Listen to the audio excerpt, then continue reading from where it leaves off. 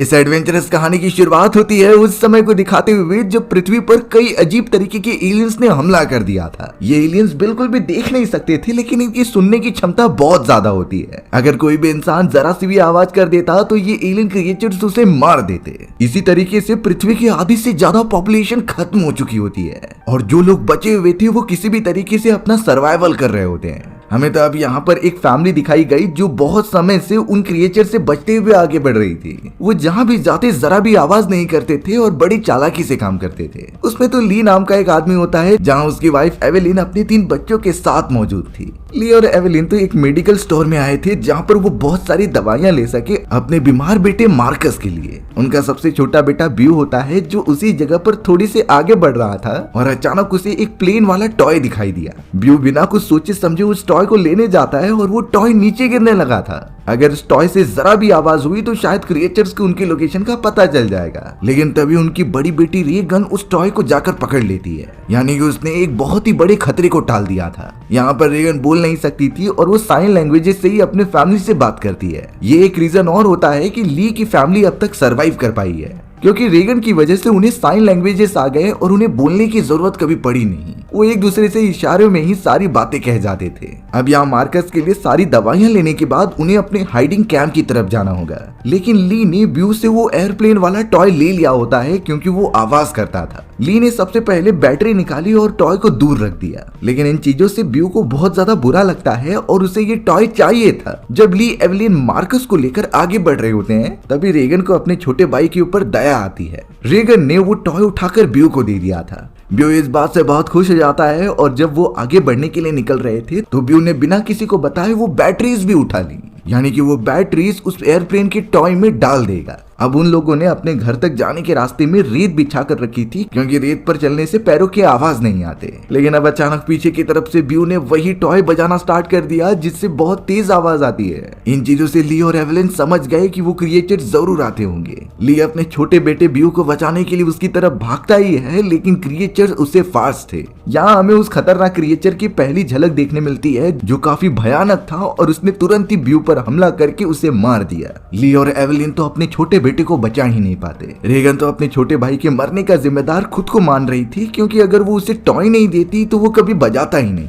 इन चीजों को भुलाते हुए उन्हें आगे बढ़ना ही होगा क्योंकि बाकी फैमिली मेंबर्स की भी जान इंपॉर्टेंट है। अब इस पूरे इंसिडेंट को 1 साल हो जाते हैं और ली की फैमिली एक बंकर के अंदर रहा करती थी। ली ने अपने घर के चारों तरफ सीसीटीवी कैमरास लगाए रखे थे जिससे कि वो उन क्रिएचर्स पर नजर रख सके। साथ ही साथ वो अपने केबिन के अंदर इन सारी क्रिएचर्स के ऊपर रिसर्च किया करता था। उसे यकीन होता है कि एक दिन वो इन क्रिएचर्स की कमजोरी का पता लगाकर इन्हें मार देगा। बट फिलहाल के लिए इतने सालों के एक्सपेरिमेंट के बाद उसने सिर्फ इतना पता लगाया होता है कि क्रिएचर्स देख नहीं सकते और वो बहुत ही सेंसिटिव आवाज को सुनकर उनके पास आ जाते हैं। यानी हम जितनी भी आवाजें कम करेंगे उतना ही जीने के चांसेस ज्यादा हो जाएंगे। ली ने तो यहाँ पर बहुत सारे एसओएस सिग्नल भी भेजे थे ताकि उन्हें कोई रेस्क्यू कर ले और यहाँ से लेकर जाए, पर अफसोस उसे ज्यादा कुछ रिप्लाई नहीं मिलता। ली तो अपने घर के टॉप पर जाकर हमेशा आग जलाता है। ऐसे ही सेम आग हम आसपास की लोकेलिटी में भी देख रहे थे। यानी इससे सिंपल क्लियर हो रहा था कि ली की फैमिली की तरह और भी फैमिलीज हैं जो अब तक सरवाइव कर पाई हैं और वो ये आग जलाकर ये डिक्टेट करते थे कि वो अभी जिंदा हैं। हमें यहाँ पता चला कि एवेलिन प्रेग्नेंट है और वो अपने चौथे बच्चे को जन्म देने वाली है।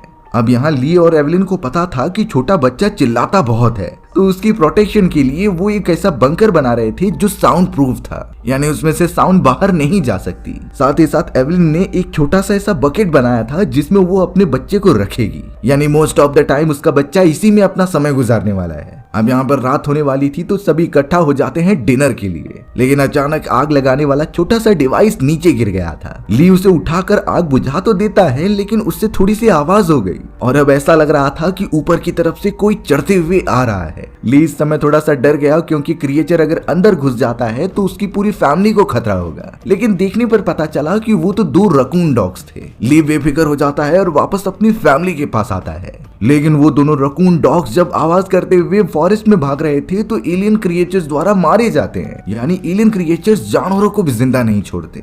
हमें दिखाया गया कि ली अपने लेबोरेटरी के अंदर ह्यूमन ईयर्स पर भी रिसर्च कर रहा था। दरअसल वो एक ऐसी डिवाइस बनाने की कोशिश कर रहा था जिससे कि रेगन को अच्छे से सुनाई दे। ली अभी तक उसके अंदर पूरी तरीके से कामयाब नहीं हुआ होता, लेकिन वो हार भी नहीं मानता। इसके बाद ली और एवेलिन ईयरबड्स लगाकर एक दूसरे के साथ डांस करते हैं। यही वो मोमेंट था जो वो एक दूसरे के साथ बहुत अच्छी तरीके से गुजारते थे। हमें अब रेगन को दिखाया गया जो चोरी चुपके ली के बेसमेंट की तरफ जा रही थी, लेकिन ली ने तुरंत ही रेगन को रोक दिया। वो उसे बाहर लेके आया और समझाने लगा कि बेसमेंट में जाने पर तुम जरूर कुछ चीजें गिरा दोगी। अभी तक वो बेसमेंट पूरा साउंड प्रूफ नहीं बना है, इसीलिए हमें रिस्क नहीं लेना चाहिए। लेकिन रेगन खुद यहाँ पर ली की मदद करना चाहती थी इस फैमिली को बचाने के लिए। अब यहाँ पर ली रेगन को अपना वो बनाया गया डिवाइस देता है जिसकी मदद से रेगन सुन सकती थी। रेगन वो डिवाइस बिल्कुल नहीं लेती क्योंकि बाकी समय की तरह ये अभी भी काम नहीं करेगा। यानी कि ली ने इससे पहले भी ट्राई किया है उस डिवाइस को ठीक करने का, पर अब ली जबरदस्ती डिवाइस रेगन को दे देता है ताकि मुश्किल में काम आए। हमें अब एवेलिन को दिखाया गया है जो अपने बेटे मार्कस को पढ़ा रही थी। इतने बड़े एलियन क्रिएचर्स एपोकलिप्स के होने के बाद भी इसे पढ़ाई सूझ रही है, लेकिन फिर भी थोड़ी नॉलेज होना तो जरूरी होता है। अबली वहां पर आ गया और मार्कस को बुलाने लगा जिससे वो शिकार पर जा सके। मार्कस अपनी मदर से कहने लगा कि अगर हमें फॉरेस्ट में कोई एलियन मिला और हमें मार दिया तो हम कैसे बचकर वहां से जाएंगे। एवेलिन मार्कस को समझाती है कि तुम्हारे फादर तुम्हारी प्रोटेक्शन करेंगे, तुम्हें भी ये सारी चीजें सीखनी होंगी जिससे एक समय के बाद तुम अपनी और अपने फैमिली को प्रोटेक्ट कर पाओगे। सारी चीजें समझाते हुए मार्कस अब ली के साथ जाने लगा, लेकिन रेगन भी जिद करने लग जाती है कि वो भी उनके साथ चलेगी। रेगन को भी उनकी हेल्प करनी थी इस पूरे प्रोसेस में, बट ली ने रेगन को साफ साफ मना कर दिया कि तुम हमारे साथ नहीं आ सकती, ये बहुत ज्यादा खतरनाक हो सकता है तुम लड़कियों के लिए। तो अब रेगन को ना चाहते हुए भी अपनी मदर के साथ घर में रहना पड़ता है। ली और मार्कस तो फॉरेस्ट के अंदर की तरफ निकल पड़े थे। रेगन घर में आकर काफी उदास हो जाती है क्योंकि उसे अभी भी लगता था कि उसके फादर उससे इसीलिए नहीं प्यार करते क्योंकि वो उनके छोटे बेटे ब्यू की मौत का रीजन रेगन को ही समझते हैं। रेगन इससे बहुत ज्यादा बुरा फील कर रही थी और उसे मन कर रहा था कि वो यहाँ से भाग जाए। रेगन थोड़े समय बाद ऐसा करती भी है। उसने कुछ सामान उठाए और सीधा अपनी मदर को बताए बिना वहाँ से चली जाती है। ली तो अब सीधा मार्कस को लेकर एक झील के पास आ जाता है और वहाँ पर उसे बताने लगा कि हम यहाँ पर आवाज कर सकते हैं क्योंकि बहते हुए पानी के अंदर हमारी आवाज दब जाती है और इतनी ज्यादा सेंसिटिव आवाजें वो क्रिएचर्स डिटेक्ट नहीं कर सकते। मार्कस भी धीरे धीरे अपने डैड द्वारा बताई गई सारी चीजों को समझने लगा था। वहाँ रेगन तो ट्रेवल करते हुए उसी ब्रिज के ऊपर आ गई जहाँ उसका छोटा भाई ब्यू को मारा गया था। वो तो उस जगह पर वही टॉय रख देती है जिससे कि ये सारी घटनाएं हुई थी। पता नहीं रेगन अपने फैमिली से दूर इस तरीके से क्यों आ गई और उसके दिमाग में क्या चल रहा है। वो किसी भी तरीके से अपना ट्रीटमेंट करती है और बिना आवाज किए आगे बढ़ती है। वहाँ फॉरेस्ट के अंदर ली और मार्कस एक झरने के पास आ गए।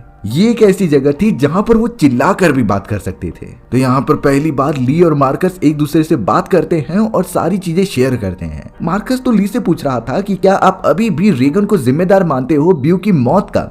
ली ने थोड़ा सोचते हुए बताया कि ऐसा बिल्कुल नहीं है, रेगन मेरी बेटी है और मैं भी उससे बहुत प्यार करता हूँ। मार्कस अपने फादर को यही सलाह देता है कि आपको ये सारी चीजें रेगन के सामने बोलनी चाहिए, शायद रेगन को इससे बहुत अच्छा लगे। अब अचानक ली और मार्कस जब फॉरेस्ट में खाना ढूंढने के लिए आगे बढ़ते हैं तो उन्हें एक बूढ़ा आदमी दिखाई दिया। ये बूढ़ा आदमी एकदम शॉक होता है क्योंकि उसकी वाइफ को क्रिएचर ने मार दिया था और वो सारे क्रिएचर्स आसपास ही घूम रहे थे। ली तो उस बूढ़े आदमी को एकदम शांत रहने के लिए कहता है, लेकिन वो बूढ़ा आदमी काफी डर गया था। उसने तो तुरंत ही जोर से आवाज करना स्टार्ट कर दिया। ली तुरंत ही मार्कस को लेकर एक पेड़ के पीछे छुप जाता है ताकि क्रिएचर्स उन्हें देख न पाए। थोड़ी देर के अंदर खतरनाक क्रिएचर्स वहां पर आ जाते हैं और बूढ़े आदमी को मारकर खत्म कर देते हैं। ली और मार्कस की भी जान बाल बाल बची थी क्योंकि इस तरीके से तो वो भी मर जाते। अब हमें यहाँ घर की तरफ एवेलिन को दिखाया जाता है जिसके पेट में दर्द होने लगता है, यानी उसका बच्चा बाहर आने के बहुत ज्यादा करीब है। एवेलिन तो इन चीजों को अब कंट्रोल में नहीं कर पा रही थी और घर पर तो कोई भी नहीं होता उसकी मदद करने के लिए। रेगन भी पता नहीं बिना बताए इन सभी को कहां पर चली गई। एक समय तो एवेलिन को बेसमेंट में काम करते समय जब वो ऊपर की तरफ जा रही थी तो एक कील उसके पैर में घुस जाती है। एवेलिन को बहुत ज्यादा पेन हो रहा था लेकिन वो एक शब्द नहीं निकालती। वो किसी भी तरीके से अपना ट्रीटमेंट करती है और आगे बढ़ती है। एवेलिन बहुत ज्यादा दर्द में थी लेकिन वो बिना आवाज के आगे बढ़ी रही होती है, लेकिन उसके हाथ से एक फोटो फ्रेम नीचे गिर गया। इसकी आवाज बहुत जोर से आई थी तो वो बंकर को बंद करने चली गई,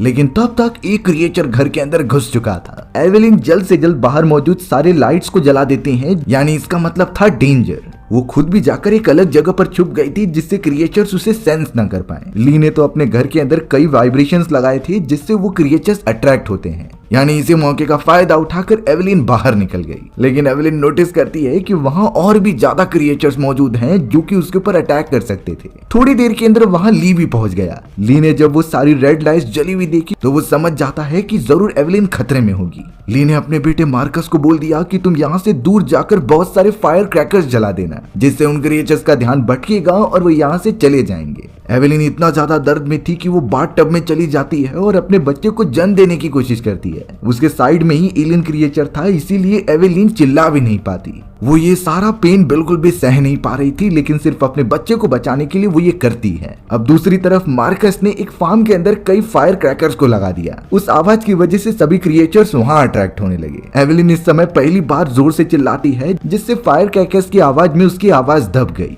ली तो एक शॉटगन लेकर सीधा अंदर घुस रहा था और एवेलिन के बॉडी से निकले गए खून को फॉलो करता है। उसने तो देखा कि बाथ टब में भी कोई नहीं है, लेकिन अच्छी बात तो ये हुई कि एवेलिन शावर में मौजूद थी। एवेलिन ने अपने जन्म दिए गए बच्चे को दिखाया जो बहुत ही क्यूट होता है, लेकिन इस समय उस बच्चे को लेकर जल्द से जल्द साउंड प्रूफ वाले बंकर में जाना होगा, क्योंकि अगर वो बच्चा रोया तो वो क्रिएचर्स उसे सुनकर यहाँ भी आ जाएंगे। ली और एवेलिन बड़ी चालाकी से अपने बच्चे को बंकर में लेकर जाते हैं, लेकिन बंकर का दरवाजा बंद करने से पहले बच्चे ने चिल्ला दिया था और उसी आवाज को सुनते हुए एक क्रिएचर अट्रैक्ट होने लगा। ली ने तो सबसे पहले अपने बेटे को ऑक्सीजन मास्क पहना दिया और एक बॉक्स के अंदर रख दिया होता है। एवेलिन ली को यही कह रही होती है कि मेरे बाकी दोनों बच्चे बाहर हैं और उनकी जान खतरे में हो सकती है, लेकिन ली प्रॉमिस कर रहा था कि चाहे कुछ भी हो जाए वो उन्हें बचाने जरूर जाएगा। उस क्रिएचर की वजह से बंकर के अंदर मौजूद एक पानी का पाइप टूट जाता है, पर इस बारे में अभी तक किसी को पता ही नहीं था। वहीं फार्म के अंदर हमें रेगन को दिखाया गया जो छुपी हुई थी, लेकिन उसे नहीं पता कि साइड में वही क्रिएचर मौजूद है। जैसे ही क्रिएचर रेगन के पास आता है तो रेगन के कान में लगी हुई वो डिवाइस अचानक वाइब्रेट होने लगी थी। इससे जो रेडिएशन निकल रहे थे क्रिएचर उससे सह नहीं पाता, तो वो डर कर वहां से भाग जाता है। रेगन को भी इससे पेन हो रहा था, लेकिन उसे रियलाइजेशन ही नहीं होता कि अभी वो मरने से बची है।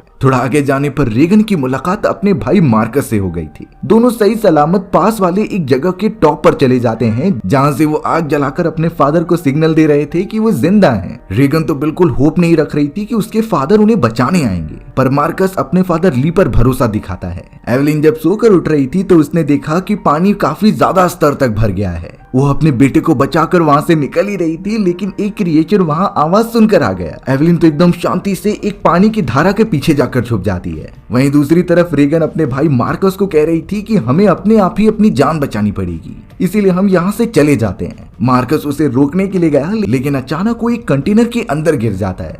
इस पूरे प्रोसेस की वजह से काफी भारी आवाज हुई। एवेलिन के यहाँ पर जो क्रिएचर था उसने ये सेंस कर लिया और वो वहां से सीधा मार्कस और रेगन के पास भागा।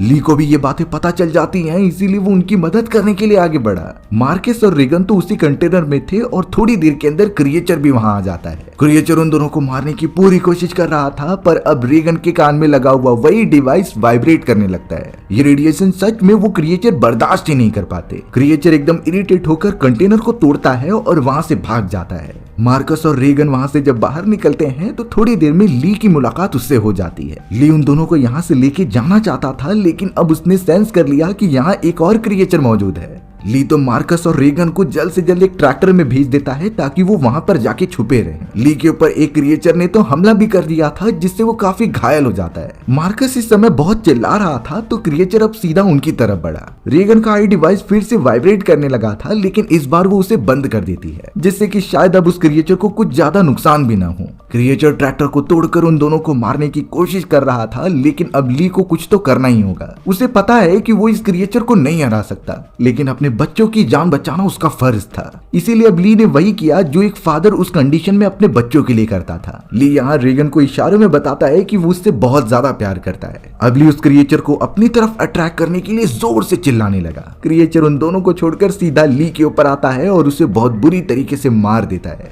मार्कस तुरंत ही रेगन को लेकर ट्रैक्टर चालू करता है और ट्रैवल करते हुए अपने घर पर पहुंच जाता है। एवेलिन को उसके हस्बैंड की मौत के बारे में पहले ही पता चल चुका था। वो अपने बच्चों को लेकर सीधा बंकर की तरफ जाती है और यहाँ सेफ रहने की बात करती है, पर वही क्रिएचर ट्रैक्टर की आवाज फॉलो करते हुए उनके पास आ गया था। अब एवेलिन अपने दोनों बच्चों को साइड में करके एक शॉटगन लेती है और उस क्रिएचर के ऊपर पॉइंट करती है, लेकिन उन क्रिएचर की बॉडी बहुत ज्यादा सख्त थी। इन बुलेट्स का उनके ऊपर कोई फर्क नहीं पड़ने वाला था। लेकिन इस समय पर जाकर रेगन को थोड़ा रियलाइज हुआ कि उसकी ईयर मशीन से जो वाइब्रेशन निकलती है वो इन क्रिएचर्स को बहुत ज्यादा पेन देती थी। तो इसीलिए अब रेगन ने तुरंत ही उस मशीन को और तेज ऑन कर दिया। इतना ही नहीं, वो तो उसे एम्पलीफाई करने के लिए एक स्पीकर में भी लगा देती है। इसी आवाज को सुनकर क्रिएचर का दिमाग फटा चला गया और उसका ऊपरी वाला हिस्सा बाहर निकल गया था। एवलिन उस मौके का फायदा उठाती है और उनके बॉडी के सबसे नाजुक हिस्से पर फायर कर देती है। पहली बार एक खतरनाक क्रिएचर उनके हाथों से मारा गया था, पर अब उन्होंने नोटिस किया कि इन्हीं चीजों की आवाज सुनकर कई और क्रिएचर्स भी उनकी तरफ अट्रैक्ट हो रहे हैं। रेगन यही डिसाइड करती है कि वो इस फ्रीक्वेंसी का यूज करेगी और इसे और तेज बढ़ाते हुए उन क्रिएचर्स को कमजोर कर देगी। एटलीस्ट उन्हें इन क्रिएचर से फाइट करने का एक वे तो पता चल गया।